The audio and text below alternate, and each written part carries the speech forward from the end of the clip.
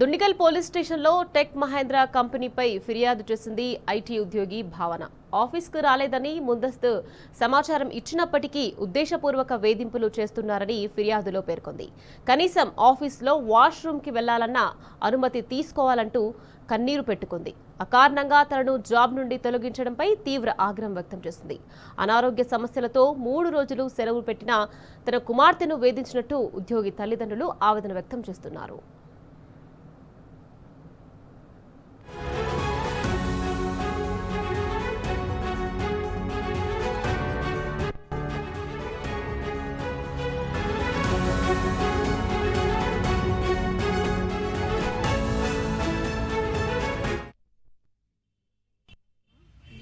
Tech Mahindra employee. ఒక 4.5 months back నేను tech మహేంద్రలో జాయిన్ అయ్యాను. అండ్ జాయిన్ అయిన ట్రైనింగ్ కంప్లీట్ చేసుకునే పీరియడ్లో నాకు హెల్త్ బాగోక నేను ఫ్లోర్ మీద పడిపోయాను. అండ్ నన్ను అప్పుడు అక్కడి నుంచి they have taken me to DOMS ఉంటుంది లోపల, అక్కడికి తీసుకెళ్లారు.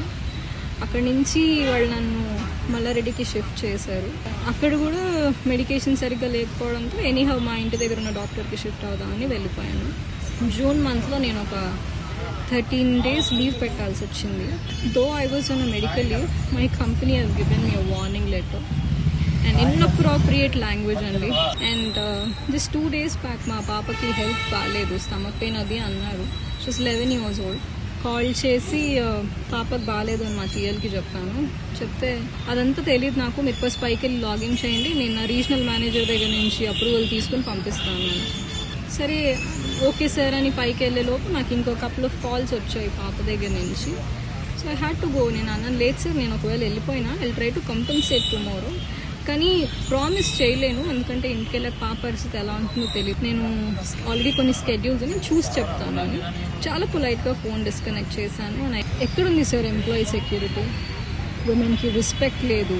విమెన్ ఎంప్లాయీస్ అంటే ఫ్లోర్ మీద నించుని అరిసి మాట్లాడతారు, క్యాబిన్ కాన్వర్జేషన్స్ ఉండవు.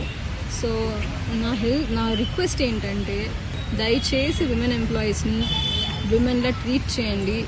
వాళ్ళకి కూడా ఫ్యామిలీస్ ఉంటాయి, వాళ్ళకి కూడా పిల్లలు ఉంటారు. ఫోర్స్ చేసి రండి కంపెనీకి లేకపోతే జాబ్ తీసిస్తాం అనొద్దు. నా పేరు భావన. నేను